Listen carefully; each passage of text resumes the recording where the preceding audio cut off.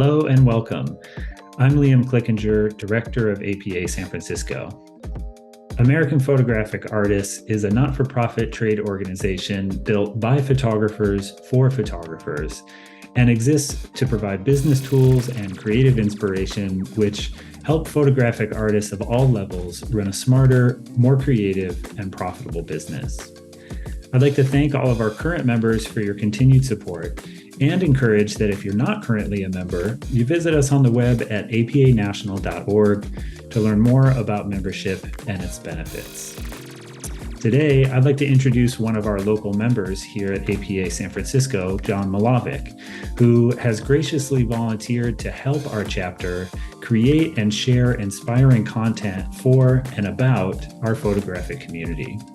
So thanks for all you do, Jon. Take it away. Hi, everybody.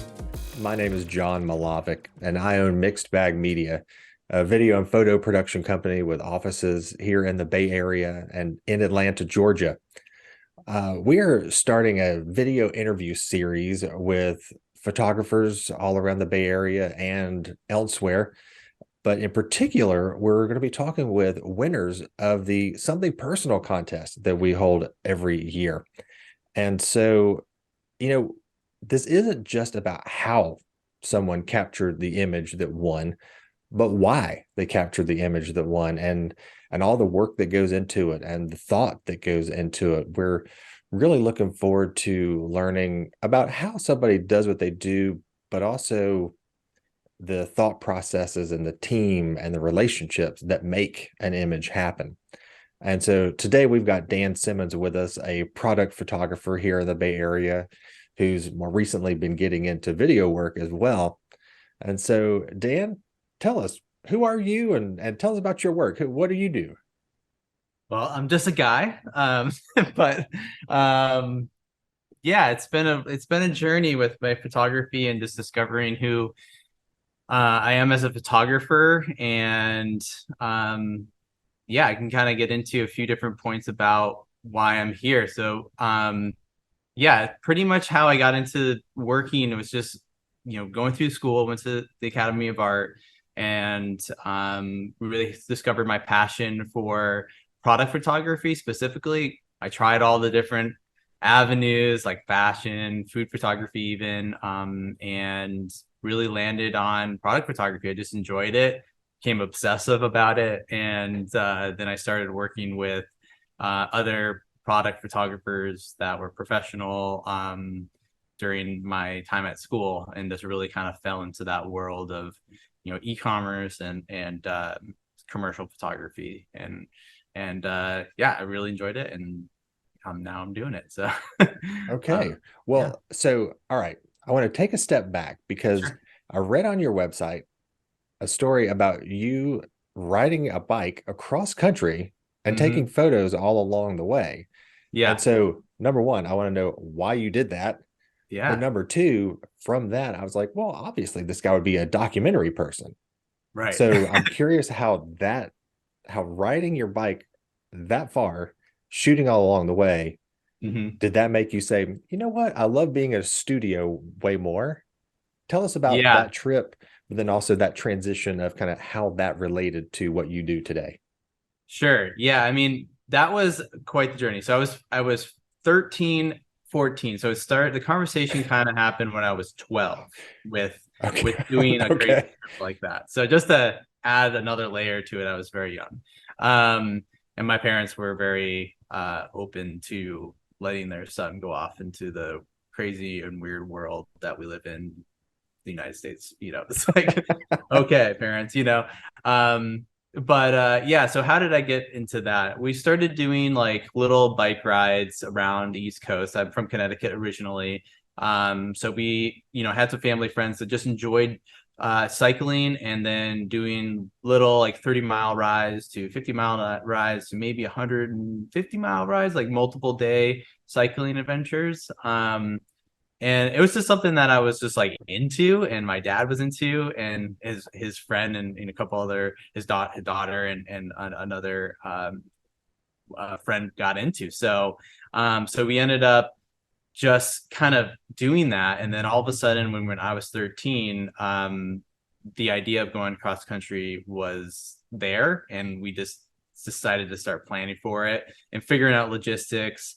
Being 14, I really didn't have much say in anything. I just was kind of going along with the older friends, which were 26 at the time. So, but nonetheless, I was there. I was going to be there, and I was going to be pedaling my butt off back to Connecticut from California. So the only way my school would let me out of school, it was to actually carry an assignment with me. So I got out of school a month early of high school during the summer. So I did Wow. extended summertime. Okay. Photography came up because I was very every single year I was taking a film class at my high school, and I was a sophomore that year. So I took one in middle school, and I enjoyed it, and I was just like, this is a cool hobby, you know. So it wasn't Hmm. I would say a passion. It was like this passive like thing in my life of like, oh, this is kind of cool, tinkering around with cameras and developing Yeah. film, whatnot. So so yeah, the school let me off if I did black and white film across the country to document my trip and then develop it when I get back from the trip. So that kind of started my like, okay, this is my first assignment from my high school to do for credit to make sure I can, don't miss any school. Right.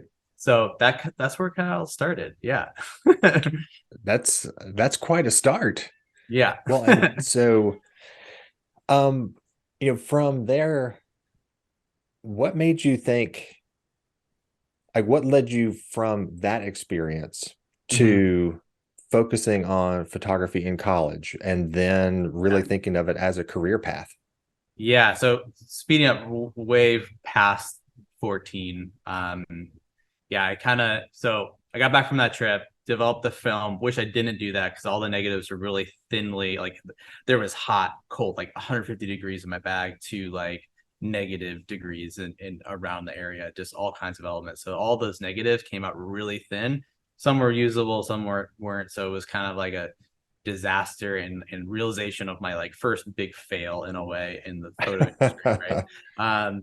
But didn't really think of that like going into a career. I still had no idea what I wanted to do. School was always very difficult for me, and yeah, I just like always gravitated to cameras and stuff. So Hmm. so wrapping it up, like high school was over. Hated high school. Um, go into college, don't know where to go. Just applied to the first school that I could go to, which was up in Vermont, actually, near the Canadian border. And Wow. they had a camera class as well of the same thing, like black and white film. So I joined that just because it's what I know. Um, there's something zen about being in a darkroom, which I always love playing with the chemicals and process and stuff like that. So it kind of like got me out of like this really high pressure environment of like you have to succeed in something. Um, and that was always like, okay, I can come back to this, and this is like okay. Um, and so my teacher at that school that was in the film class, she recognized something in me, and she was like, hey Dan, I think you should apply actually to a school in California called the Academy of Art. She was taking a class online at that point to that Okay. too, and that's what kind of connected the dots. And then all of a sudden I told my parents like I want to go to this, and I'm submitting my book, and the school gave me like their first like initial like, hey, here's the carrot, they're like, why don't you like have like, I think it was free room and board for the summer, and just to like get me out there. And then I just stayed. It just was like, oh my god, I've always wanted to live in California, and now I'm here and I'm not going back. So that's where it all started. And yeah, I stayed and went through the program and just kind of had a realization the sophomore year of at the Academy of Art, and that I had to work for working photographers to really figure this out, or I'm not going to make it, because Yeah. still is such a cutthroat industry. Um, that's where it's like I gotta figure this out and have a game plan coming out of here, or else like you see your school, your classmates slowly disappear, either financially they can't do it, or passionately they can't, and or like they find another job that they're like, this is way less complicated for me to do. um or they choose something else and they find a different passion in the arts, and maybe they go to like GI or video, whatever it is. Right. But I stuck it out, went to school, got a couple good mentors. They helped me out big time, and I learned a lot from my mentors. And I just fell into this awesome community that in the Bay Area. And I'm still here. So that, long story short, that's kind of in the nutshell there. That's awesome. Well, I tell you, I have a mass communications degree from the University of Georgia. It's actually called telecommunications, which normally, like, that does not apply to the work I've been doing for over 20 years. Sure. And nobody in college told me about being self-employed or freelancing. Like, I had no idea the world that we live in existed even when I graduated from school. Right. So the fact that you had mentors so early, that's so huge. But and that's like self-discipline too, like, yeah, honestly, for sure. I knew that I couldn't do this alone, where it was like I needed to reach out to get guidance, because I don't know what I saw, but it was just kind of like I knew that this was going to be a really hard industry to stay in. My mom and dad were already like, "Hey, we got your room ready anytime you want to come home." Like that was very much an open invitation from my parents. And, I was like, I got to prove them wrong, I gotta like, make this work, Well, hey, I mean, considering, that we're here for the American Photographic Artists Association, for APASF. Yeah. Tell me about the community, because I mean, that's one of the things that resonated with me right away. I mean, upon the first meeting I went to, it was like, okay, these are my people. I love this group. Like, I like these people, and felt good about who I was around. Tell me from your perspective, about APA as a group, but even just the larger network in the Bay Area of photographers and crew and clients. Even what's all that like for you? Yeah, I mean, I think the way that, like, I have like students from the Academy of Art now, like, hitting me up every semester for their, like, talk to a photographer kind of thing, and I kind of have answered this question quite a bit, where it's a small network of people. You're not dealing with tens of thousands of people in the photography industry, especially here in the Bay Area. If we're just looking at this small town, it's thousands of people that are the ones that are creating jobs for assistants and stylists and hair and makeup. It's thousands of people, I would say, that are getting those jobs. And so, like, with that, it's a very small market here in the Bay Area, and I think, of all places, this area is very open, and at least my experience, like, everyone's pretty helpful when you're reaching out, and that's what really stuck with me throughout my education and getting in the door and learning. And you got to pay your dues. At least that's how I started, was paying my dues, working for some photographers, and gaining trust and all that. Like, it's no one likes to be the new guy, because it's like, all right, so you have to feel them out, like how are they gonna do on set, and, like, are they in this for the right reasons? I think that's still the case to this day, of like feeling out process. But if you are in it to stay in it and want to learn and want to be, like, absorbing information, and there's going to be people that are going to help you out and get you to go to that next tier, from assistant to digital tech, or digital tech or to photographer. Like, there should be encouragement, because the next generation has the ideas, and should be helped through the process, and not be like a grumpy old man. Like, you shouldn't like hinder somebody from doing that, even if they're a really good assistant. Like, I try to always, like, what's the next project? What are you doing for yourself? Not job wise for the next photographer you're assisting for, but like, when are you carving out time to shoot? Exactly. Because I was lucky enough to have that too. It's been funny that because I hire freelancers here in California and back in Georgia, and I've had that exact situation happen a lot, where like I've had to try and pull things out of people where it's like, Yeah. I love the work you're doing for us. You're doing a great job, but what are you doing? Like, tell Yeah. me about what you're doing on your own or for Totally. other people, or what you're doing next. Kind of what are you working towards? Because the way I see it, I want to know what somebody else is thinking about, Yeah. because that'll give me good ideas or think of Sure. something I can ask them to do. So it's all kind of part of a larger mindset. Oh yeah. And that's exactly what the Bay Area is. It's like, man, if like one of my assistants were like, hey, well, I have a video background and like I have a camera at home, and I'm like, I don't have any of that here. It's like, now you're graduated yourself because you're offering a new service to me, and Mm-hmm. maybe you're gonna be my AC or something like that, and now you're making more money because you told me that you've been working on whatever it is. It's like um yeah, it's really important to push yourself in the industry and take risk and offer services or offer different things to, you know, talk about with your peers. So you're all collaboratively bringing up each other and pushing each other to do more and be creative and test and talk to each other and talk about rates or like hard things to talk about, whatever it is, Right. it's really important in this industry because it's a small industry as a whole, and it's a diminishing one sometimes if you think about it, with all the new technology out there. So it's important to all collectively kind of understand what's happening in the industry, and Right. elevate from there and experience it together. So Absolutely. I totally agree. Now, so Dan, I want to come back to yeah, kind of relationships and the team aspect of kind of how our world and how your world in particular works. But first, I want to go to your website so that we can sure. talk through a couple of images, including your something personal winning image. And then we can start talking about how you actually make the magic happen, how you capture these things. All right. Yeah, sounds great. All right. Stand by just one quick second. Sure.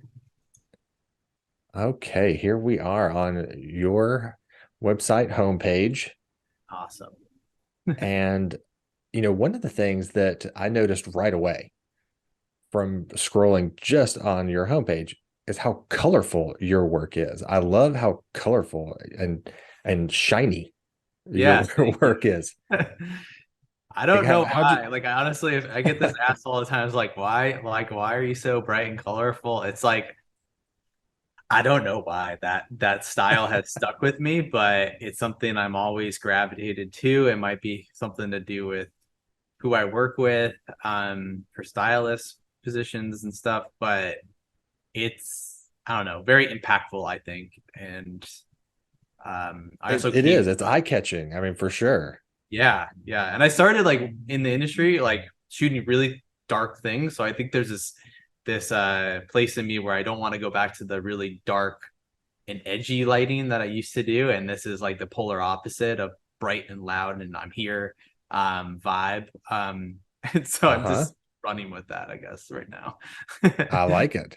Thank you. Well, okay, so there are going to be a couple of like I'm interested in tools and how you make effects happen, Sure. the team it takes. But first, the very very first, what's this eyeball all about? Oh Tell us man. about the eyeball. Oh my God. Yeah. So I don't know when. I think I did this when I don't remember. This is a long time ago now. Um, yeah, so I get in these headspaces, and I didn't do this with anybody either. But I Okay. certainly You like just happen to to. have a robot eye laying around? Yeah, I just happened to have robot line, robot eye laying around. No, like I had this like plastic eyeball. Like I sometimes get in my head and I start thinking about ideas. Um, and there's sometimes where I just test alone, and it's like more the art process for me is Yeah. like being sharp, not just on the technical end of lighting stuff, and documenting other people's art, being the stylist, creating laydowns and stuff. Yeah. Um, I like to think of ideas and execute them alone, just for art. So this was one of them, where I ordered Awesome. fake eyes and I stripped a bunch of copper wire. I had a lot of wire that I like stripped away, That and is awesome. I just love it. built it up. So yeah, this is the result of one of the things in my brain where it's just like I See, want I to. totally figured this was for some, Bay Area tech startup, or like this was going to be the next big thing in 5 years. Yeah. Nope. This is just in my brain. Awesome. Love it. Well, now another one. All right. I have Yeah. done setups with multiple items that needed to be exactly laid out, and it was a nightmare. Are Uh-huh. these are these actually all set up, or is this magic done in Yeah. Oh yeah. post? No. This Oh is my God, how all. long did it take to set up? Well, this was done over like lockdown. Okay. So I had no team. I was kind of really, I mean, this is after being a year without work, honestly. So like I was needing to put stuff out to the world, but that's like the world is very touchy at this time in a lot of ways. So I wanted to talk about vaccines because this is like the start of like all the different companies talking about their vaccines and what it was going to do and when it was going to roll out. Yeah. Um, so this is one of the images that I came up with, like, the three different major companies of like their magic Right. cure here. So yeah, this one was, I bought a bunch of syringes offline, and it was a weird thing to purchase. Um, and I still have them because I don't know what to do with them when you find a place to like put them because they're needles, right? Right. But yeah, I glued every single one of those syringes down to the surface, made a grid so they're all perfectly gridded out. Wow. And then I put acrylic paint inside the tubes of every single one. So Wow. Okay. yeah. How long So did that take? um I It sounds think like quite a about an project. hour, maybe an hour to do. Oh, well, that's not It's bad at really all. I figured it was it's like a not day bad. or two. No. It's like about an hour to glue everything down and place it. I kind of drew it out in my head of like how I want it to look. Yeah. Okay. Yeah. Well, hey, let's talk about your winning image. Yeah, let's talk So, about so first I want people to know that you currently are focusing on a few different categories of it. for the work you do with products, cosmetics, tech related items, and apparel. Yeah. And so for our winning image, it's this one right here. Yeah. Tell us about it. I assume this is to advertise these shoes, but how did you come Yeah. up with a leg through a triangle? Honestly, it was a collaboration with a stylist, and we were getting into like really funky ideas, and um, I had this idea of like cutting holes and stuff, and then she added her spice with it. And she's like, I got a friend that'd be coming out with me to do like the hand model or foot modeling. So I'm like, great, so it was a total collaboration, Nice. getting weird. And that's kind of like what I tell a lot of my assistants is like or people in school too, is like set yourself aside from your competitors, like in the photo and shows this from different photographers. Like, how can you be different so you get the job? And Right. so I thought this was so like out there that I was like really unsure if I wanted to even share any of these images on my website and stuff. Um, Uh-huh. and then I started like working on them with the retouching. Again, this was a test, so like no budget to do retouching a house. So I started putting these things together. And this one in particular, I'm like, I don't know if this made the cut. I think this might be too weird. And I almost didn't even like put it out there or let alone put Wow. it in a competition. Um, Man, that's but then great. then I was like talking to my wife, and I'm like, what do you think? She like also is like has an art degree and everything. So I was talking to her. I'm like, what do you think about this one? And she's like, honestly, I think it's awesome. You should just like submit it. Um, and yeah, you just never know what people gravitate towards at the end of the day. And I was blown away that this was like, placed, let alone got like I think a second or something like that for this one. So Yeah. so yeah, it was a big shock, and I told the stylist that I worked on with it, the news, and we did a series of like the hand and the foot, and we did a leg. Mm-hmm. And it was just, it really is, it's something different, and it's weird. I don't know, it's something that people like it. So I love it. I mean, it is, there's no doubt it's eye catching where like, you're like, wait a minute, what is, at first it's like, wait a minute. Cause at first I wasn't, part of what I love is that you actually see the green through the cutout. Right. And so that's what really triggered me to look, like lean in and look closer to be like, wait a minute. The depth in there. Yeah. Yeah, exactly. Yeah. So that's all photoshopped in there. So there actually isn't a green background. Wow. So there's a hole. It was just a dark hole. I'm like, something needs to balance it. And have like another layer of depth in the scene. So that's Photoshop. But on the hand one, you can see it was very much like a dark hole, like the hand hole. Right. So that's originally what it looked like for the foot too. But now I'm looking at that, I'm like, yeah, I should definitely do a gradation on that and come back and rework it. But see, Dan, we're doing these to help you out. Yeah, I like it. This is continued work. I love it. Well, hey, especially considering the fact that your winning image was a collaborative effort. Yes. Let's talk about some of the behind the scenes and the equipment and the team involved in making your work happen. So we've gone to your Instagram, and I noticed here, all the great BTS stuff that you have that really shows off a lot of kind of what goes into the work you do. Tell us about, you shoot small things on small spaces, but it looks like a lot of equipment and a lot of people are needed to make it happen. Is that correct? Oh, yeah. And if so, tell us about it.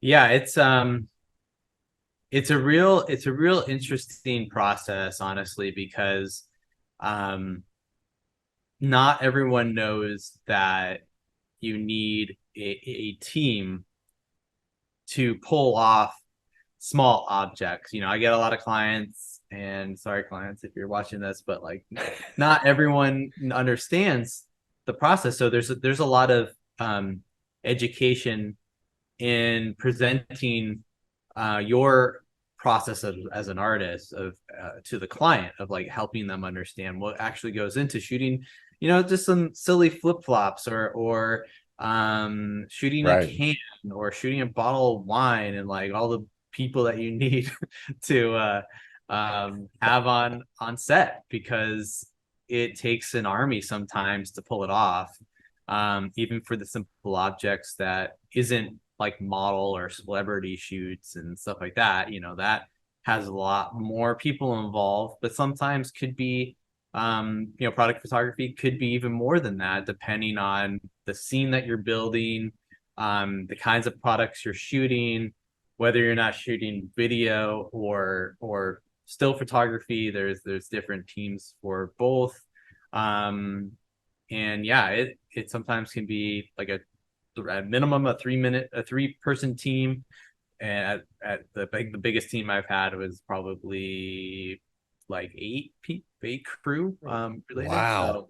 So that's for now. I mean, we talked about doing bigger. We just haven't landed a client that's specifically for those amount of people. But yeah, there's a specialty for everything, and the more people you have specializing on your set and having it as individual roles, the better the quality that the images that you're creating for the client. The quality goes up significantly for every specialty role that you have on there.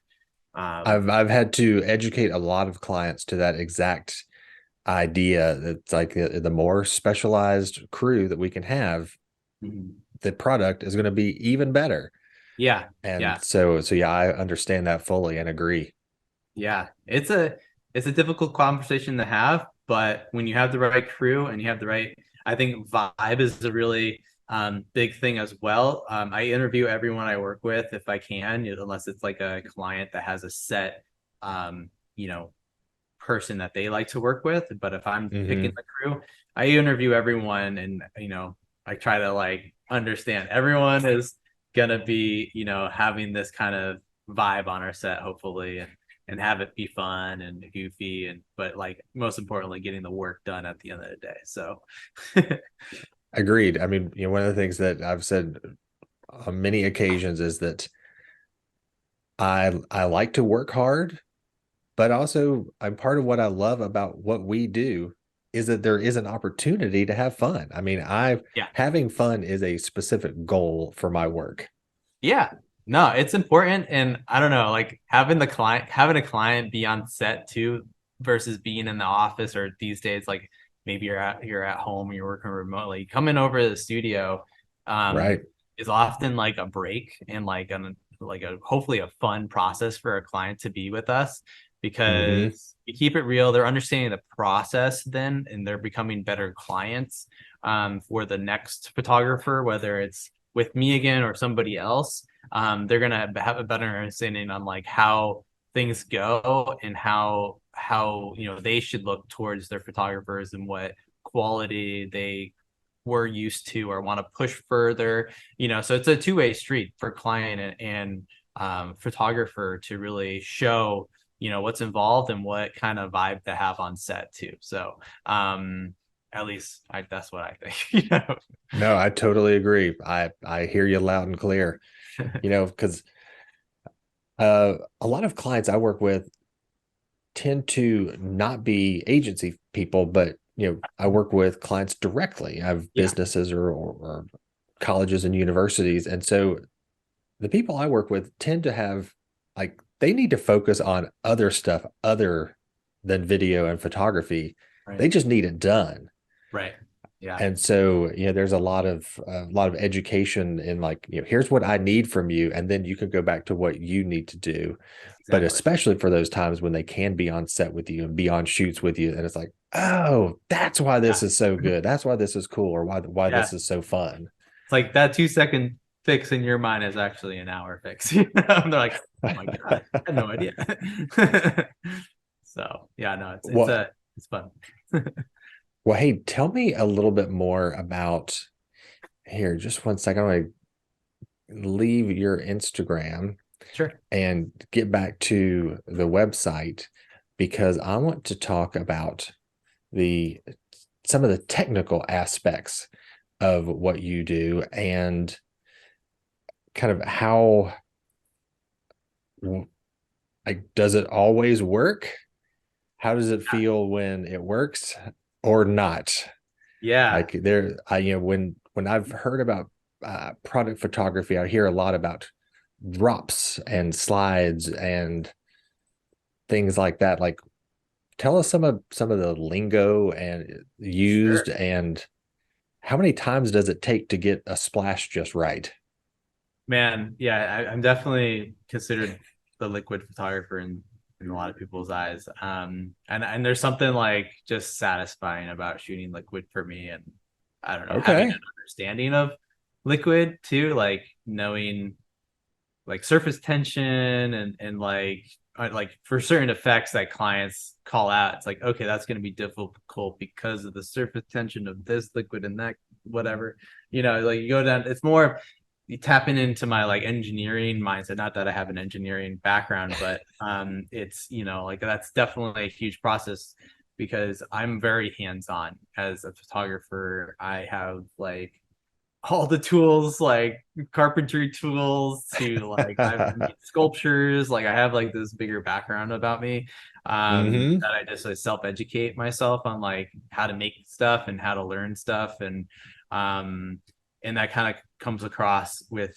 this more technical approach to photography and product photography, and it's not just putting down a can of soda and photographing it with nice light. It's like, Right. how do we get this desired effect to be capturable in the still world, and then, you know, further conversation of video, a whole different beast. But how do we do it, you know? And that's what I love, honestly, about product photography is like the engineering that goes into some of these shots to get the desired results, and also push the envelope a little further of like, damn, I didn't think that would be possible to photograph. um Yeah. So yeah, like for instance, the Ariat boot shot that's like frosted, that boot was actually frozen in a block of ice. And then I think we splashed it with like liquid nitrogen to get rapid Wow. frosting and stuff. So like we're playing with some dangerous stuff, you know? As simple as a shot that is, it's like there's just liquid nitrogen on set. So you gotta be careful with that stuff. Um, Absolutely. Wow. yeah. And this is like a job thing, like where it was like one of those jobs where the client was like, "Hey, we love your style. We have these boots and we have this technology that's supposed to be cooling technology. Mm, Now what do you want to do with it?" And that's like the dream client for me of like, "Hey, we have a product. This is the idea. How would you do it?" And then yeah. creative power to go ham on it and try stuff that you normally aren't allowed to try. Because I don't know about you, I get calls all the time like, "Hey, we love your work, love the website, love all this stuff. Now shoot 20 pairs of socks on white." It's like, well, I could do that with my eyes closed, but you get paid Well, every day what to would you do say the the work. ratio is between somebody saying, "We love your work, you come up with an idea to make this awesome," Yeah. versus we have a bunch of socks to shoot on white? Kind of what is that ratio for you? Oh man, it's difficult. It's different now. I've come from e-com world of shooting for major e-commerce businesses, and over Hmm. the past 3 years, that's where have redeveloped myself and got an agent, and everything's like lining up where I'm now tackling more ad jobs. So it's coming up more often, but I would say full creative power, maybe 2 out of 10 times. Usually places have Okay. like a creative team, but some want to just let the photographer do their thing, or maybe it's a 50-50 collaboration on ideas, but they still have like a goal. They have just general rules that they need to stay in for a brand, which totally makes sense. Right. You know, change that Well, up. hey, Yeah. so with a lot, I work with a lot of people at their work. And Yeah. so I'm often in the mindset of capturing a library of, 10, 15, 20 images of kind of what's happening at a place throughout a few hours or a day. Yeah. For your work, I mean, are you like, does the project entail one image, or are you capturing a few? Like, kind of what's the quantity involved in what you do? Again, it's like these are hard conversations with clients that want to have the best quality but also volume. Hmm. Coming from the e-commerce world, um, I've been able to be really, really fast with my process. But when we're talking about, like, for instance, doing some of these smears, they take Uh-huh. time, and that's not me doing it. That's the stylist doing it. So oftentimes I open with, we are going at the pace of the stylist, and that's when I call up the stylist, and I'm like, how many can you do in a day, if we're just doing Oh, smears or something. And they'll wow. give me a number. And, every stylist is a little different with how fast and, what they're comfortable with. Um, Hmm. but that's the collaboration part of a job. You gotta lean on your team and have realistic expectations for everybody, or else you're gonna have a grumpy team potentially if you're pushing them to the max. Right. Ungodly amount of shots to do a day. So there really needs to be a conversation with your whole team, so you're all on the same page. You're working at a comfortable place and you're delivering quality. So it fluctuates. I can't really give a defined number, but like the higher the quality, the less images we're gonna do. Right. Um, Okay. so we might do 3 in a day, we might do 4 in a day on the smaller numbers.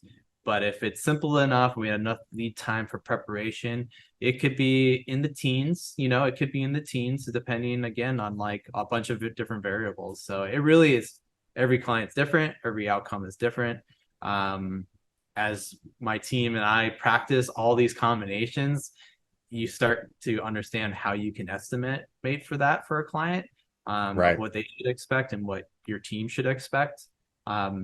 So yeah, it changes honestly. Sure. That all makes sense. And because I mean, yeah, in my very minor experience with product photography, which is like isn't even product, but more a cooking how-to kind of tabletop camera face down. Yeah. The first time I did it, the first mess we made, it's like, oh, when you make a mess, you have to clean it up and then have everything to start over again, like Yeah. 10 times. Yep. And so even just that learning curve was very sharp on my first try. Yeah. That's why having a client on set it's nice. And so they're like, oh, if I want this changed out of a grid scenario or changes the grid, that's going to take a half an hour for this person, the stylist, to kind of Right. redo everything into that. It's like, yeah, now you know it takes time. That's why we pre-production stuff, Uh-huh. Well, Yeah. Dan, tell me about your entry into video on top Yeah. of the photography work you've been doing, but then even kind of the space you're in and what you're imagining for new work in the near future or the coming years. Kind of, what are you doing today and looking for in the near future?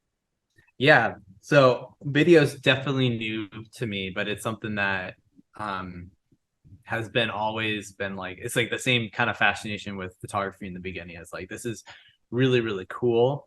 It's completely out of my wheelhouse, but like, I really want to learn every bit of it. So hands-on everything.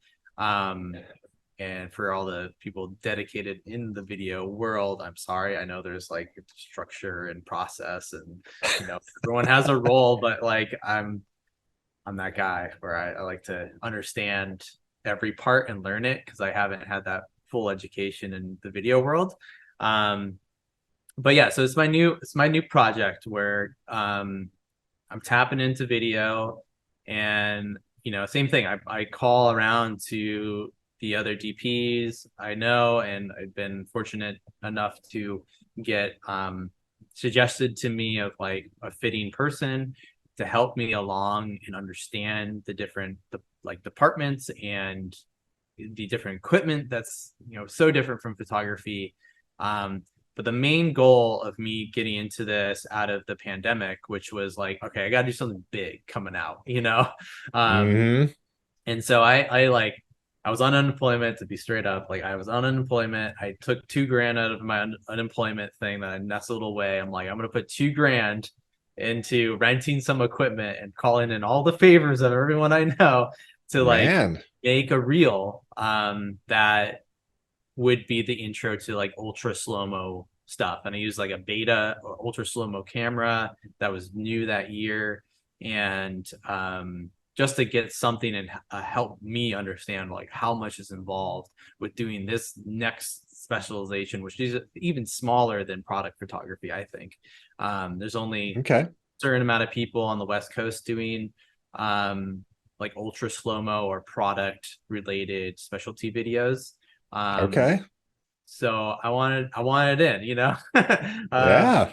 Awesome. And I put that out there, and I ended up landing a client with that reel. And then that was awesome because it was almost like a paid test of me and the client, who has full understanding of like, I'm new, but they saw that I could, really get my photography look in video.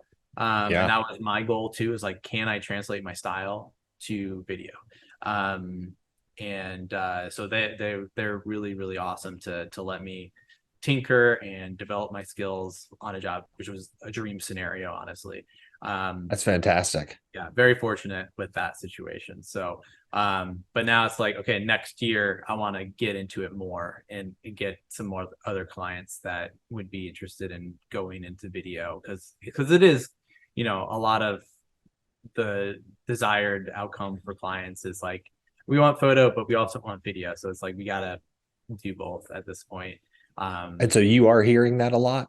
Yeah, like it's almost on every single call of like having some kind of motion, whether it's a GIF or GIF, depending on your perspective on what to call that. But yeah, doing basic stuff like that, which is just a bunch of stills put together, but also at least having the conversation of what it is to do professional video, which, you know, I'm not doing it with an SLR. We're doing it with cinema grade cameras. If we're going to do video, we're going to do it with the cinema grade cameras. Not to say that there's other cameras that don't work well in that department, but what I have experienced is the cinema cameras, on having that kind of camera on set has been really good for a lot of technical backend stuff. So Sure. but yeah, sorry, the camera's just like falling people.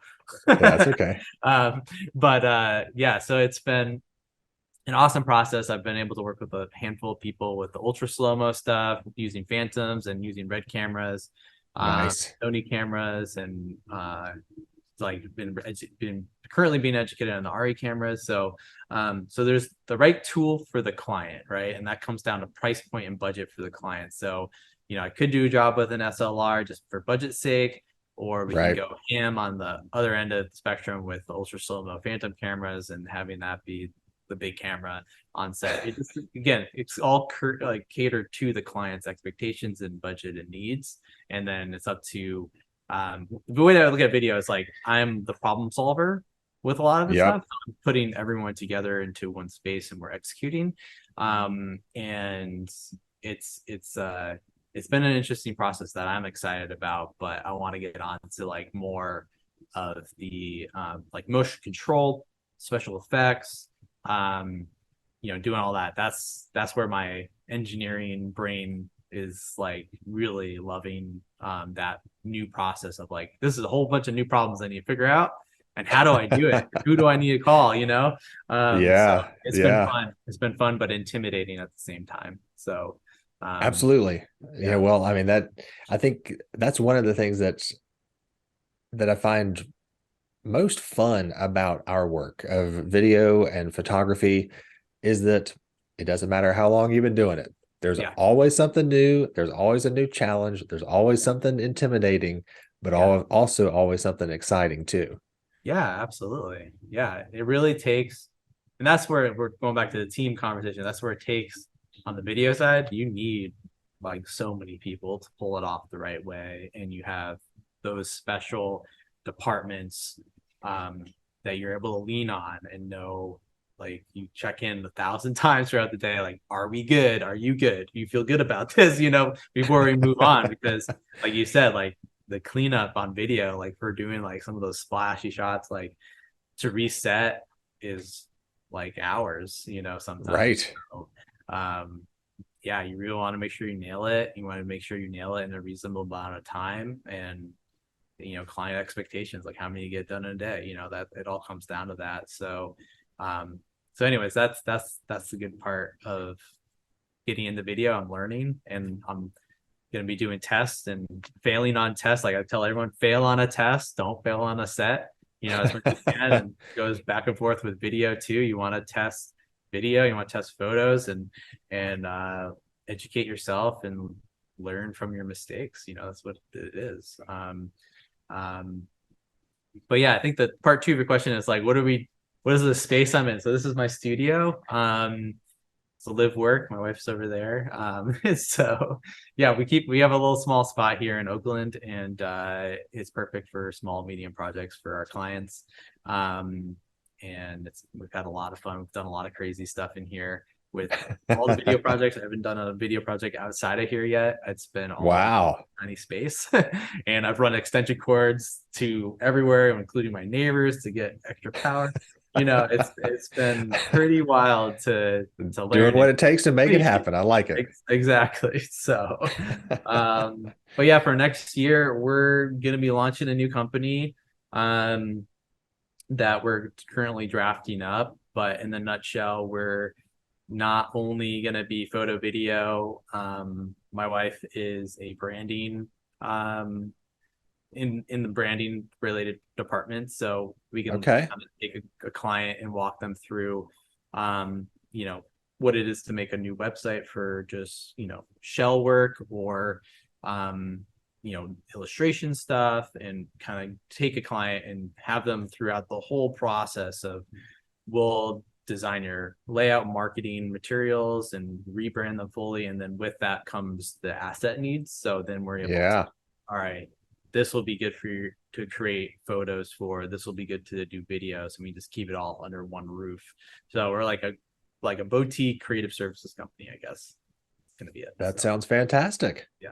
So that's the next part 2 of All right. what it is. Yeah. Well, Dan, it sounds like you've got a lot of great stuff ahead, both near and far in your future.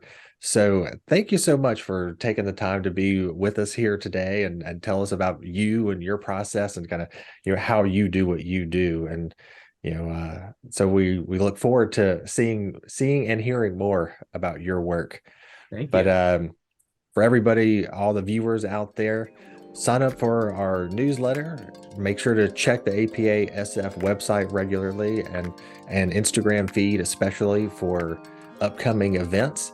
And until next time, I'm Jon Milavec for APA SF. See you soon. Bye-bye. Thank you.